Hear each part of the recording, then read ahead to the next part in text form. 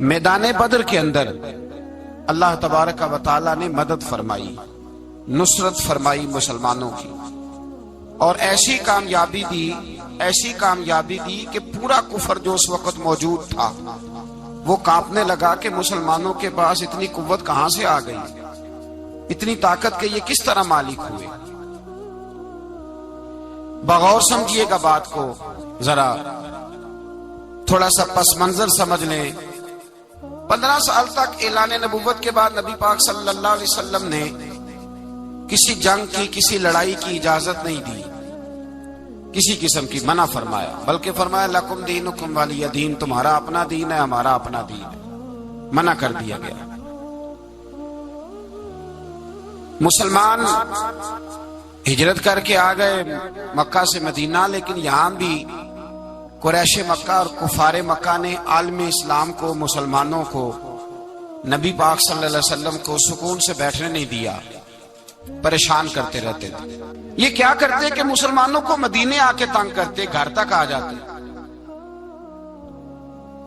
مکے کے قریش مدینے کے قریب آ کے مسلمانوں کو لوٹ کے لے جاتے۔ کئی دفعہ ایسا ہوا کہ انہوں نے آ کر کے یہاں سے بکریاں، اونٹ اور کئی اور چیزیں چوری کر کے لے گئے، تو مسلمان پریشان رہنے لگے۔ اللہ پاک نے طاقت دے دی، قوت دے دی مسلمانوں کو۔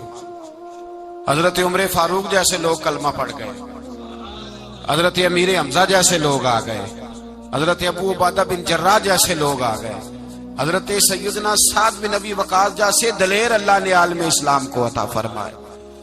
قوت آ گئی۔ حرِّض المؤمنین علی القتال، محبوب اختیار کرے مومنوں کو لڑائی کے لیے۔ یہ بات قابل غور ہے۔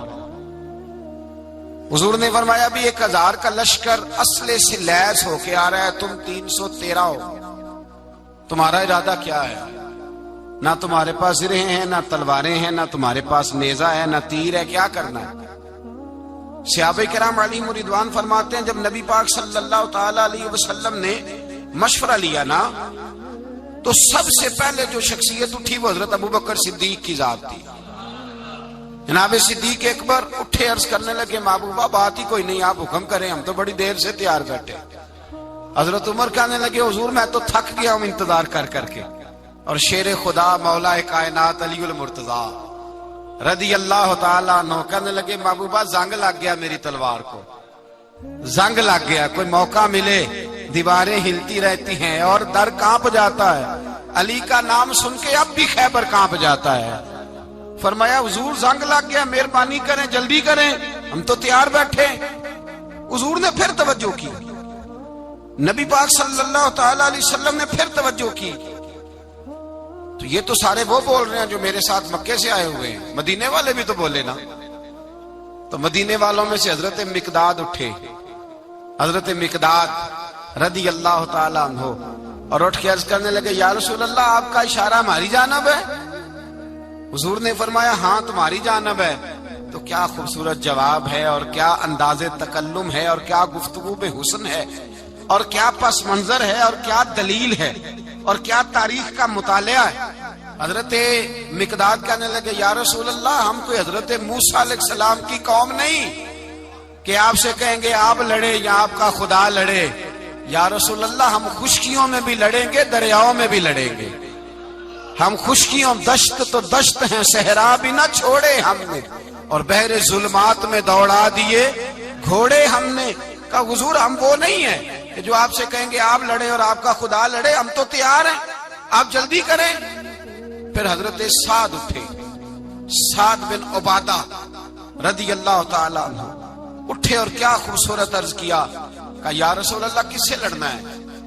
حضور بولیے ذرا یا رسول اللہ۔ حضور نے فرمایا قریش مکہ سے۔ تو صحابی کا وجد دیکھیے گا، انداز دیکھیے گا، کہنے لگے حضور سنا ہے جن نظر نہیں آتے، دیو نظر نہیں آتے، سنا ہے دکھائی نہیں دیتے، محبوبہ آپ حکم کرے، میں تو جنوں سے بھی لڑنے کے لیے تیار ہوں، میں تو ان دیکھی جگہوں پہ تلواریں چلا جاؤں گا، نبی کا حکم ہو تو کود جائیں ہم سمندر میں، جہاں کو محو کر دے نعرہ اللہ اکبر میں۔ یا رسول اللہ حکم کریں، کس سے لڑنا ہے؟ میرے نبی پاک خوش ہو گئے، حضور خوش ہوئے، چہرے پہ مسکراہٹ دوڑی، فرمایا تم پر کوئی غلبہ پا ہی نہیں سکتا۔ فرمایا چلو اب اٹھو چلیں، نہ تلواریں ہیں، نہ گھوڑے ہیں، نہ کوئی شے ہے، نہ پاس اسلحہ ہے، نہ کوئی بظاہر طاقت ہے۔ حضور اٹھے تو ایک ننھا مجاہد حضرت سعد بن ابی وقاص کے چھوٹے بھائی عمیر بن ابی وقاص، قد چھوٹا۔ حضور نے فرمایا سعد چلے عمیر رہ جائے، سعد چلے اور عمیر یہ چھوٹے ہیں۔ حضرت سعد کہتے ہیں میری عمر ابھی اس وقت تھوڑی تھی، میں 16-17 سال کا جوان تھا، تو بھائی اس سے بھی چھوٹے تھے۔ فرمایا تو رہ جا۔ اللہ اکبر۔ تو کہتے ہیں دیکھو عمر دیکھو، اور منانے کا انداز کیا ہے، جا رہے ہیں جہاد کے لیے، تو بچہ رو نہیں پڑتا گھر میں۔ حضرت عمیر رونے لگے، کہنے لگے نہیں نہیں میں نے بھی جانا ہے۔ رونا کہاں جانا ہے بھائی؟ کوئی کھیلنے جا رہے ہیں، کوئی کھیلنے جا رہے ہیں، سیر کو جا رہے ہیں، کوئی جو ہے وہ کسی تفریح کے لیے نکل رہے ہیں، نہیں میں نے بھی جانا ہے۔ حضور نے فرمایا بیٹے تلواروں کی چھاؤں میں جا رہے ہیں، وہاں گرجدار آوازیں ہوں گی، وہاں سینے کٹیں گے، گردنوں پہ ضرب لگے گی۔ حضرت عمیر بن ابی وقاص نے نا اپنی ایڑیاں اٹھا لی، پنجوں کے بل کھڑے ہو گئے، کہنے لگے سونیا میں گردن کٹانے کو تیار ہوں۔ تو حضور نے فرمایا تیرا بڑا بھائی چلا جو ہے۔ حضرت عمیر کہنے لگے حضور قد میں بڑا ہے، طاقت میں نہیں بڑا، قد میں بڑا ہے طاقت میں۔ کہا یہ قد میں بڑا ہے، جسامت میں بڑا ہے، طاقت میں نہیں بڑا۔ حضور نے فرمایا کیسے پتا چلے گا؟ کہا حضور کشتی کرا لیں، کشتی کرا لیں۔ چشمے فلک نے عجیب نظارے دیکھے، محبوبہ کشتی کرا لیں۔ حضور نے فرمایا کرو کشتی، کرا لیتے ہیں، کرو کشتی۔ کشتی شروع ہوئی، سبحان اللہ کیسی عجیب اور منفرد کشتی ہے۔ حضرت سعد بن ابی وقاص رضی اللہ تعالیٰ عنہ کہتے ہیں میرا بھائی پہلوان کشتی سے پہلے گلے ملتے ہیں نا، تو کہتے ہیں گلے ملنے آئے تو حضرت عمیر میرے کان میں کہنے لگے تیرا تو نمبر لگ ہی گیا ہے، اور محبوب جسے قبول کر لے پھر اسے درگزر، اسے رد نہیں کرتے، تیرا تو لگ گیا ہے، تو یار چل تھوڑی دیر کے لیے گر جا بھائی، جو ہوا چل تھوڑی دیر کے لیے گر جا، میں بھی سلیکٹ ہو جاؤں گا، تیرا کیا بگڑے گا۔ قربان جائیں امام زرقانی کہتے ہیں نبی پاک کی آنکھوں میں آنسو آ گئے، حضور نے بات سنی تو رو پڑے، فرمایا ہم پر بھی کوئی غلبہ پا سکتا ہے؟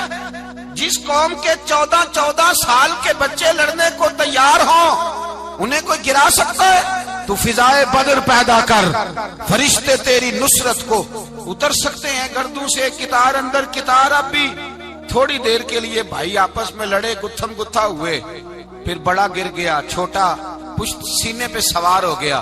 میرے رسول پاک نے فرمایا چلو بھئی تمہارا دونوں کا جانا ہی مقبول ہو گیا ہے، چلو۔ یہ انداز تھا نہتے 313 بشر شوق شہادت میں۔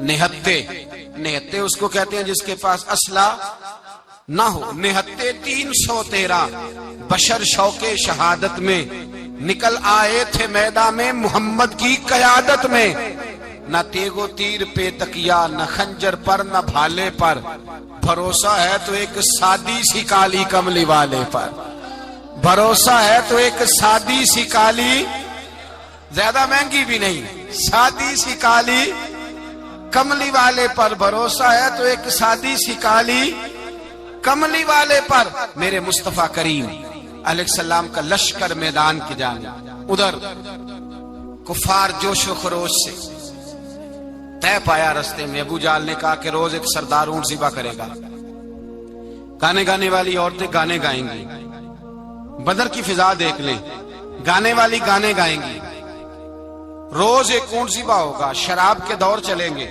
معاذ اللہ، اور مسلمانوں کے خلاف جوش پیدا کیا جائے گا۔ ادھر کھانے کے لیے شے کوئی نہیں، کوئی طاقت نہیں، تو یہاں کیا ہوگا؟ میرے حبیب نے فرمایا راتوں کو سجدے کریں گے، دن کوٹ کے اللہ اکبر کے نعرے لگائیں گے۔ یہاں عبادتیں ہیں، ریاضتیں۔ میرے رسول کریم سید عالم صلی اللہ تعالی علیہ وآلہ وسلم سے پہلے کفار پہنچ گئے، انہوں نے پہنچ کر بدر کے میدان میں قبضہ کیا، جہاں کنویں تھے سب پہ قبضہ کر لیا، جو زمین خشک تھی ریتلی تھی وہ چھوڑ دی، اور جو زمین ہموار تھی اس پہ قبضہ کر لیا۔ جب نبی پاک صلی اللہ علیہ وسلم تشریف لے کر کے گئے تو ریتلی زمین، تپتی ہوئے صحرا، 17 رمضان کا دن صحابہ نے روزے رکھے ہوئے صحابہ نے کیا کیا ہوا ہے؟ کیا کرنے گئے ہیں؟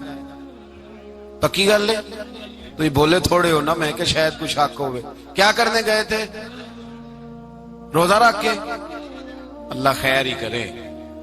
ہمارے یہاں تو روز نیا بہانہ ہوتا ہے، کہتے میں کام تے جانا، میرا تو نہیں نہ بنتا. روز نیا بہانہ ہے، کہتے نہیں میں تو مزدور آدمی ہوں. کس طرح کی بات کرتے ہو؟ اللہ نے فرض کیا ہے تو اس کا مطلب ہے کہ گزارا ہو سکتا ہے، چل سکتا ہے، تبھی تو فرض کیا ہے. حضور نے فرمایا روزے کھول دو بھائی، پر کون کھولے؟ کوئی نہیں تیار. اب اللہ کے رسول نے خود گھوڑے کے اوپر بیٹھ کر کھجور کھائی دوپہر کے وقت. جب حضور نے کھولا تو تب سب نے کھولا. 17 رمضان نبی پاک صلی اللہ علیہ وسلم کے آنے سے پہلے انہوں نے کنووں پہ بھی قبضہ کر لیا، ہموار زمین. حضور آئے تو ریتلی زمین ملی، وہیں صحابہ نے ڈیرے لگائے. اب پانی کوئی نہیں، کوئی شے نہیں، تپتا ہوا صحرا، اوپر سے سورج گرمی برسا رہا ہے. حفیظ جلندری کہتے ہیں کہ زمین دعا مانگنے لگ گئی. زمین دعا مانگنے لگی. زمین کہنے لگی خدا بندہ مہربانی فرما، تیرے رسول آئے ہیں تو اب ذرا مجھے ٹھنڈا نہیں کر دیتا. حفیظ جلندری کا نظریہ ہے، وہ کہتے ہیں زمین دعا مانگنے لگی. زمین کہنے لگی مولا تیرے حبیب کے قدم جب میری اس خاک پہ آئے، الہی حکم دے سورج کو اب نہ آگ برسائے. زمین کہتی ہے تیرے حبیب کے قدم جب میری اس خاک پہ آئے، الہی حکم دے سورج کو اب نہ آگ برسائے. میرے دامن سے گر ان کو ہوائے گرم آئے گی تو مجھ کو رحمت للعالمین سے شرم آئے گی. میرے دامن سے گر ان کو ہوائے گرم آئے گی تو مجھ کو رحمت للعالمین سے. زمین کہنے لگی مجھے شرم آئے گی کہ محبوب آئے ہیں اور میں یا اللہ مہربانی کر. حفیظ جلندری ویسے تو حضور کی دعا، صحابہ کی دعا، سب کی بات ہے. وہ کہتے ہیں زمین نے دعا مانگی، جب دعا مانگی تو اللہ نے بارش عطا کر دی. حضور نے فرمایا لو بھی حوض بنا لو، پانی بھر لو. صحابہ کہتے ہیں چھوٹے چھوٹے حوض بنا لیے، پانی ہم نے ان کے اندر جمع کر لیا، جانوروں کو پلایا، خود بھی ہم نے وہ پانی رکھا وضو کے لیے، غسل کے لیے. فرماتے ہیں اب ریتلی زمین تھی تو سمجھ لیں بارش پڑنے سے پکی ہو گئی. ان کی جانب کیچڑ ہو گیا، پانی ختم ہو گیا، کافروں کی طرف ختم ہو گیا. یہاں حالات اس طرح کے ہیں کہ یہاں پانی جمع ہے، وہاں ختم ہوا. اور تاریخ کا عجیب حوالہ دیکھیں، حضور کو شہید کرنے آئے 2 کافر رات کو چپکے سے اس حوض سے پانی پی رہے تھے جو مسلمانوں کا حوض ہے. ایک صحابی کہنے لگے حضور کافر پانی پی رہے ہمارے حوض سے، ماروں؟ حضور نے فرمایا نہیں، کافر ہوئے تو کیا ہوا، مخلوق تو ہے نا اللہ کی، پینے دو پینے دو. ہمارے دروازہ رحمت سے کوئی خالی جا سکتا؟ ایسا کی تیری خیر تیرے میں کدے کی خیر، ایسی پلا کی جس کا نشہ عمر بھر رہے، اور پلا کے گرانا تو سب کو آتا ہے، مزہ تو تب ہے کہ گرتوں کو تھام لے ساکی. کہا نہیں، پینے دو انہیں. میرے رسول کریم سید عالم صلی اللہ علیہ وسلم نے میدان بدر میں پڑاؤ کیا. کافر ساری رات دندناتے رہے، شور کرتے رہے. جاسوسی کا ایک معیار ہوتا تھا. اب تو فوجوں کی وردی ہوتی ہے، پہچانے جاتے ہیں فوجی کس ملک کے ہیں، کس علاقے کے ہیں، کس جگہ سے ان کا تعلق ہے.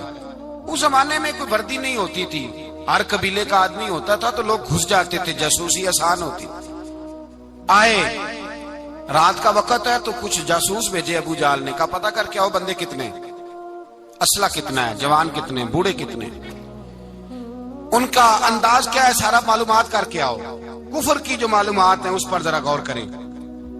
اب وہ شخص آیا، جا کے ابو جہل سے کہنے لگا 313 ہیں، 6 زرہیں اور 8 تلواریں، کوئی کھانے پینے کا سامان نہیں، اور کچھ بچے بھی ہیں، کچھ بوڑھے بھی ہیں، عمیر بن ابی وقاص بھی ہیں، ابو عبیدہ بن جراح جیسے بوڑھے بھی ہیں، کچھ لمبا چوڑا انتظام کوئی نہیں. ابو جہل بڑا کھل کھلا کے ہنسا. جاسوس واپس آئے نا تو کھل کھلا کے ہنسا، کہنے لگا اس طرح کرو کہ جنگ کرنے کی ضرورت نہیں، انہیں نا صبح سب کو گھوڑوں کی پشتوں پہ باندھ کے نا تو لے چلتے ہیں مکے، وہاں جا کے دیکھیں گے ان کا کیا کرنا ہے. ان کو باندھ لو گھوڑوں کی اونٹوں کی پشتوں پر تو وہاں جا کے دیکھیں گے۔ جب یہ بات کی تو جاسوس کہنے لگا ٹھہر جا، پوری بات تو سن لے، میری پوری سن تو لے، تبصرہ تو نے شروع کر دیا ہے۔ اس نے کہا چل سنا پوری۔ اس نے کہا ہے 313 پر سارے سر پہ کفن باندھ کے آئے ہوئے ہیں 313 پر بچے سے لے کر بوڑھے تک۔ میں جس کو پاس بھی گیا ہوں وہ مصلی پہ بیٹھا ہے اور شہادت کی دعا مانگ رہا ہے۔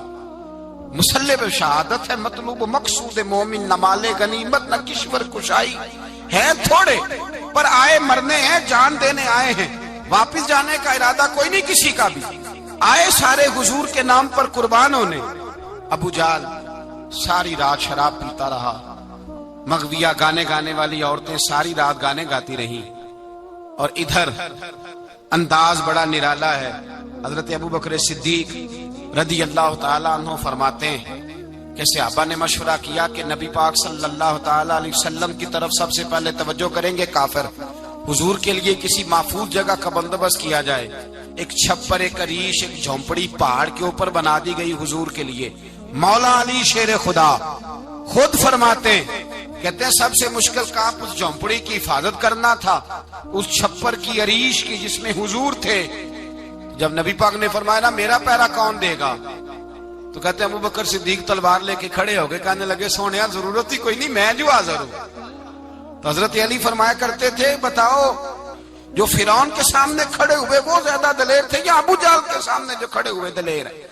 تو حضرت ابوبکر صدیق فرماتے میں پہرے پہ تھا، کافر شرابیں پی رہے تھے اور نبی پاک ساری رات عبادت کرتے رہے، ساری رات حضور نے رو کے گزار دی۔ کہا اے اللہ، کیا لفظوں میں حسن ہے کہ اے اللہ میرے پاس یہ 313 کل تھے، میں لے کے آ گیا، اگر آج یہ ختم ہو گئے تو بتا قیامت تک کون تیری عبادت کرے گا؟ اے اللہ یہ 313 ہی تھے جو میں لے آیا، مہربانی فرما۔ ساری رات دعا ہوتی رہی، ساری رات حضور دعا کرتے رہے۔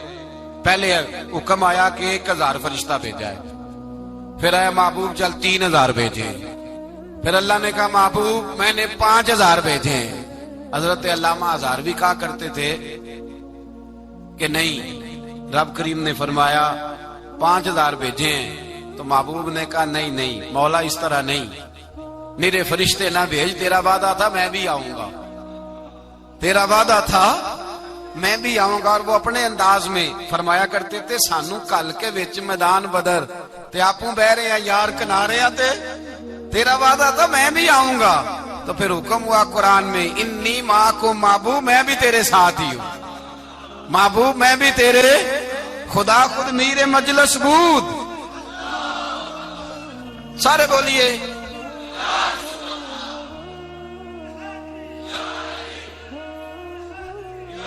بھئی آج تو دن ہے نا نعرے لگانے کا، یوم البدر منا رہے ہیں، تو آج تو ٹھنڈا ٹھنڈا نعرہ نہ لگائیں، میں نے اپیل کی تھی کہ نعرہ تحقیق بھی لگایا کریں۔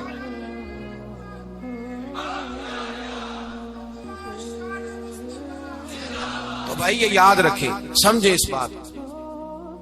فرمایا حضرت ابوبکر صدیق فرماتے ہیں پہلے 1000 پھر 3000 پھر 5000 فرشتے آئے، اور جوک در جوک فرشتے آئے۔ کہتے ہیں سرکار ساری رات روتے رہے، ساری رات، تیرے صرف اسلحے سے ہی اللہ کی مدد نہیں آئے گی، تو نے ایٹم بم بنا لیا اور توفیق عید کی نماز کی بھی نہیں، اس سے تھوڑی مدد آئے گی۔ میرے مصطفیٰ کریم سید عالم صلی اللہ علیہ وسلم نے فرمایا، امت کو درس دیا، اسلحہ بھی جمع کرنا، طاقت بھی اکٹھی کرنا، صفیں بھی بنانا، اپنے اندر اتحاد بھی پیدا کرنا، لیکن اگر تم نے کفر پر غلبہ حاصل کرنا ہے تو اس کے لیے خدائی مدد کی ضرورت ہوگی۔ اگر تم سے اللہ کی مدد روٹ گئی تو جتنے مرضی اسلحے جمع کرتے پھرو، جتنی مرضی طاقتیں اکٹھی کرتے پھرو، پھر جس قدر مرضی تم ایٹم بم بناتے پھرو، جب خدائی مدد ہی تمہارے ساتھ نہیں تو کیسے نظام چلے؟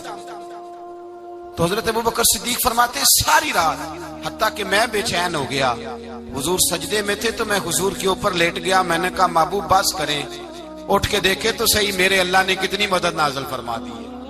صبح رسول پاک تشریف لائے، صحیح مسلم، ابو داؤد، کتابوں کے نام یاد رہیں گے۔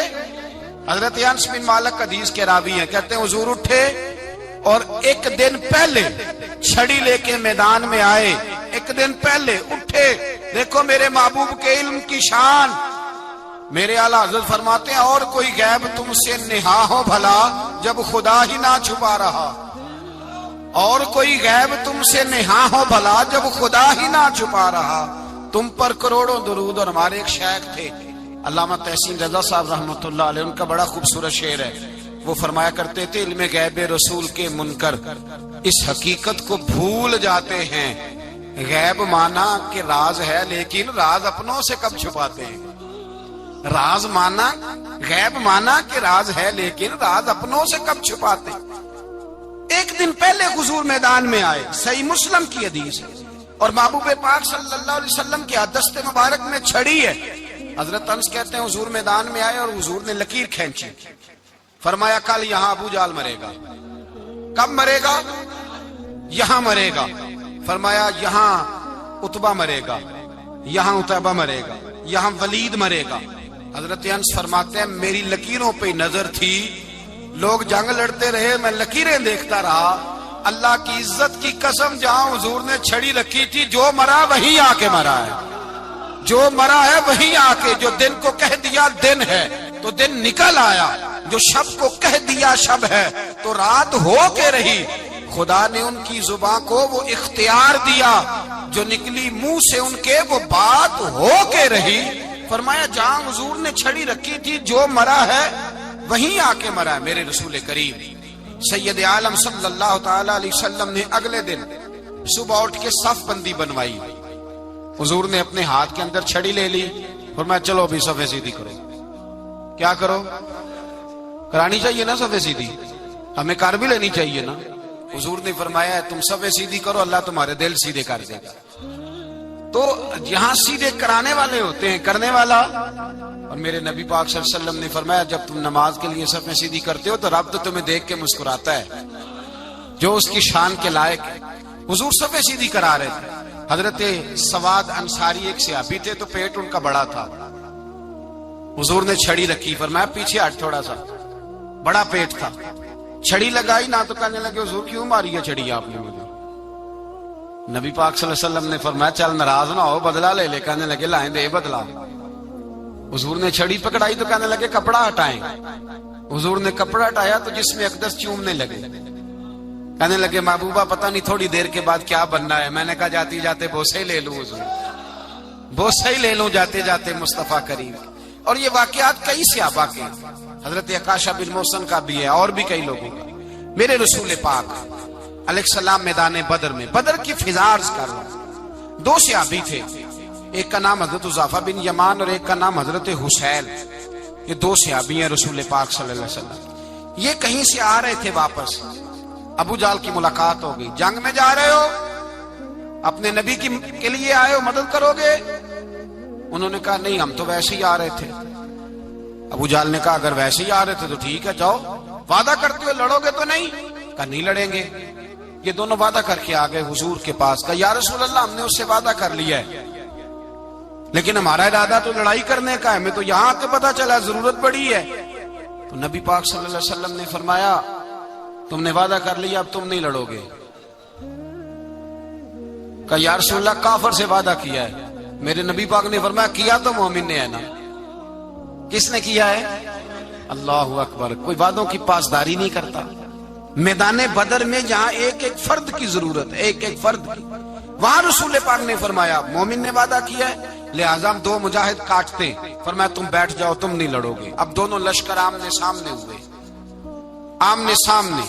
سب سے پہلے آنے والوں میں سے ادھر سے ولید آیا, عتبہ آیا, اس کا بھائی شیبہ آیا.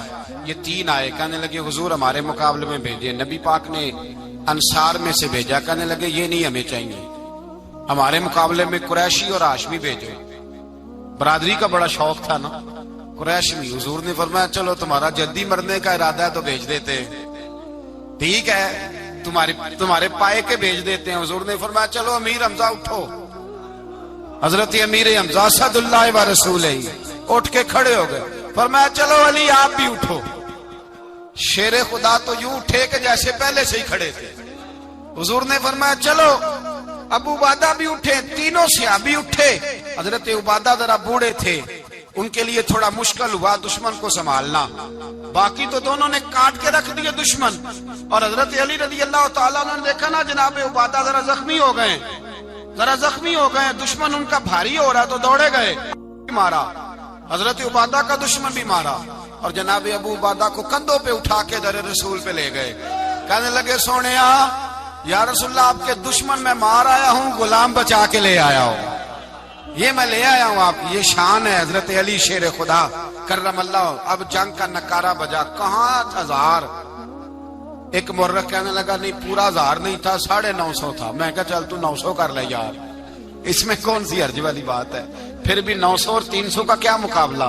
اور پھر اسلحے سے لیس 1000 کا لشکر میرے رسول کائنات سرور عالم صلی اللہ علیہ وسلم. جب جنگ چھڑی امیہ بن خلف بڑا مارتا تھا حضرت بلال کو، جناب بلال کے قابو ہی آ گیا، حضرت بلال کے قابو آ گئے. کہنے لگا معافی مل جائے گی، معافی مل جائے گی، معافی مل جائے گی، دوڑنے لگا.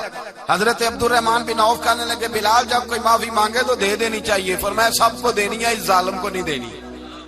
پکڑ کے مارا جناب سیدنا بلال حبشی رضی اللہ تعالی، پکڑ کے مارا، فرمایا مجھے بڑی سزائیں دیتا تھا.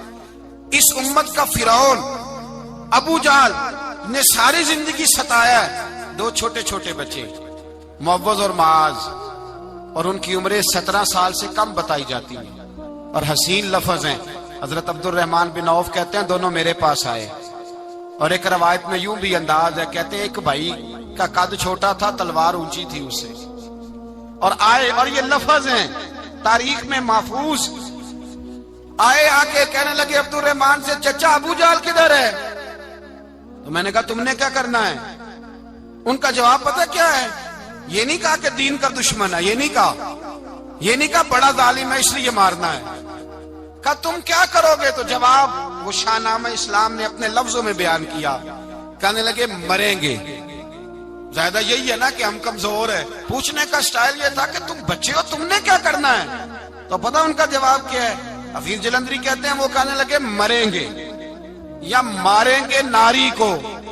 سنا ہے گالیاں دیتا ہے وہ محبوب باری کو صلی اللہ علیہ وسلم. کہنے لگے ہمارے نبی کو معاذ اللہ برا کہتا ہے، چھوڑیں گے نہیں، جانا ضرور ہے.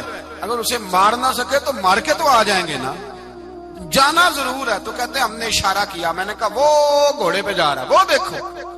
کہتے ہیں بس چھلانگے لگاتے دوڑے، بھاگے گئے. ایک نے اچھل کے تلوار ماری، دوسرے نے بھی گرایا، تیسرے نے بھی زخمی کیا. ابو جہل نے تلوار ماری تو ایک بھائی کا بازو کٹ گیا.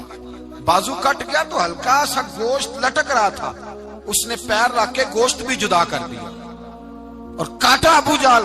جب نیچے گرا اب عبداللہ ابن مسعود آئے، دیکھا کچھ جان باقی ہے، رسی جل گئی، بال نہیں گئے. حضرت عبداللہ ابن مسعود جب گلا کاٹنے لگے تو کہنے لگا ذرا نا گردن نیچے سے رکھ کے کاٹنا، گردن ذرا نیچے رکھ کے کاٹنا. فرمایا کیوں؟ کہنے لگا ذرا سردار ہوں، گردنوں میں پڑی گردن میری اونچی نظر آنی چاہیے. رسی جل گئی پر بال. کہنے لگا ایسا نہ ہو غلاموں میں پڑی ہو تو چودھری کی گردن لہذا ہی نہ نظر آئے، ذرا نیچے سے رکھ کے کاٹنا. حضرت عبداللہ ابن مسعود رضی اللہ تعالیٰ انہوں نے گردن کو کاٹ ڈالا. میرے بھائی اب جنگ ختم ہونے لگی آہستہ آہستہ. دونوں بچے اپنی تلواریں لے کے در رسول پہ آئے. ایک کہنے لگا میں نے مارا ہے، دوسرا کہنے لگا حضور میں نے مارا ہے. حضور نے فرمایا تلواریں دکھاؤ، خون کس کو لگا ہے؟ جب خون دیکھا تو دونوں کو ایک جتنا لگا تھا. میرے حبیب مسکرائے، فرمایا تم دونوں نے مارا ہے، تم دونوں نے مارا ہے. میرے رسول پاک سید عالم صلی اللہ تعالی علیہ وسلم نے دیکھا امیہ بھی مر گیا. ابو البختری، عتبہ، عتیبہ، شیبہ، امیہ بن خلف بڑے بڑے دشمن مر گئے. 70 کے قریب قتل ہوئے، 70 کے قریب گرفتار ہوئے، باقی بھاگ گئے. 14 صحابہ صرف شہید ہوئے.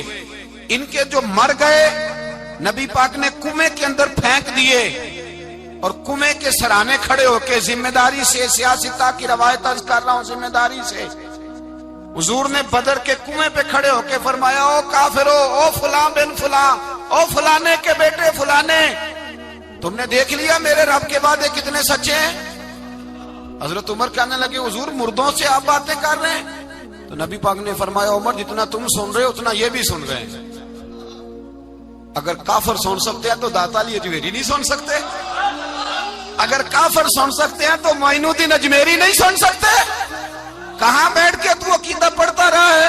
اگر مشرکوں بے ایمانوں کا آواز آتی ہے تو کیا حضرت ابو ہریرہ اپنی قبر میں نہیں سنتے؟ غوث اعظم جیلانی نہیں سنتے؟ اور میرے اعلیٰ حضرت کا عقیدہ ہے، وہ فرماتے ہیں واللہ وہ سن لیں گے اور فریاد کو پہنچیں گے ہم۔ اتنا تو ہو کوئی فریاد کرے دل سے، اتنا تو ہو کوئی فریاد کرے دل سے۔ اور اگر کافر اور بے ایمان کنویں میں گرا سن سکتا ہے تو کیا آمنہ کا لال اپنے مزار میں نہیں سن سکتے؟ کہاں سے لوگ عقیدہ لے آتے ہیں؟ میرے نبی پاک نے فرمایا سنتے ہیں۔ سلام دیتے ہو جب قبرستان جاتے ہو؟ کیا کہتے ہو؟ سلام کس کو کہا جاتا ہے؟ اس کو کہا جاتا ہے جو وعلیکم السلام کہے، اس کو کہا جاتا ہے جو وعلیکم السلام کہے۔ او بھائی سنو، میرے رسول پاک سید عالم صلی اللہ تعالی علیہ وآلہ وسلم نے کہا دیکھا تم نے میرے رب کا وعدہ کتنا سچا ہے؟ یہ کہہ کے میرے رسول پاک آئے، ایک آدمی کو پہلے بھیجا، فرمایا جاؤ جا کے خوشخبری دے دو، اللہ نے فتح دے دی ہے، خوشخبری دو۔ پھر حضور آئے۔ ان گرفتار ہونے والوں میں حضور کے اپنے داماد ابو العاص بھی ہیں، حضور کے چچا جناب عباس بھی ہیں، وہ بھی ہیں، اور بھی کئی لوگ ہیں گرفتار ہونے والے آئے۔ حضرت انس کہتے ہیں آدھی رات کا وقت تھا، جب ان کو لایا گیا نا گرفتار کرنے والوں کو مدینے، تو صحابہ کو غصہ ہی بڑا تھا، کس کس کے رسیاں باندھ دی۔ حضرت بلال کی ڈیوٹی تو ذرا زور زور سے باندھتے تھے، زور زور سے، ذرا تگڑی کر کے، بڑا ستایا تم لوگوں نے، زور زور سے۔ کہتے ہیں آدھی رات کا وقت ہوا، میں مسجد میں آیا تو حضور کو بے چینی سے ٹہلتے دیکھا مسجد میں۔ تو میں نے کہا حضور کیا ہوا؟ یہ سونے کا وقت تھا، آپ کے آرام کا، تھکے ہارے آئے تھے۔ تو حضور نے فرمایا تم نے رسیاں زور سے باندھ دی ہیں، وہ ہائے ہائے کرتے ہیں، مجھے نیند نہیں آتی۔ نیند حضور وہ دشمن ہے، وہ آپ کا دشمن ہے۔ فرمایا وہ میرے دشمن ہے پر میں تو رحمت للعالمین ہوں، ذرا ڈھیلی کر دو، سو جائیں تو میں بھی سو جاؤں۔ سویرے حضور نے صحابہ کو بلایا، فرمایا ان کا کرنا کیا ہے؟ حضرت عمر کا مشورہ سنو۔ حضرت عمر کہنے لگے حضور جو میرے رشتہ دار ہیں میرے حوالے کرے، پہلے میں ان کی گردنیں کاٹوں، جو ابو بکر کے ہیں اس کو ان کی گردنیں کاٹے، جو عثمان کے ہیں علی کے ہیں ان کو دو، سب کو کاٹیں، اپنے اپنے رشتہ داروں کو۔ میرا جو ہے میں اپنے ہاتھوں سے اسے ذبح کروں گا، میرے نبی کی دشمنی کرتا ہے۔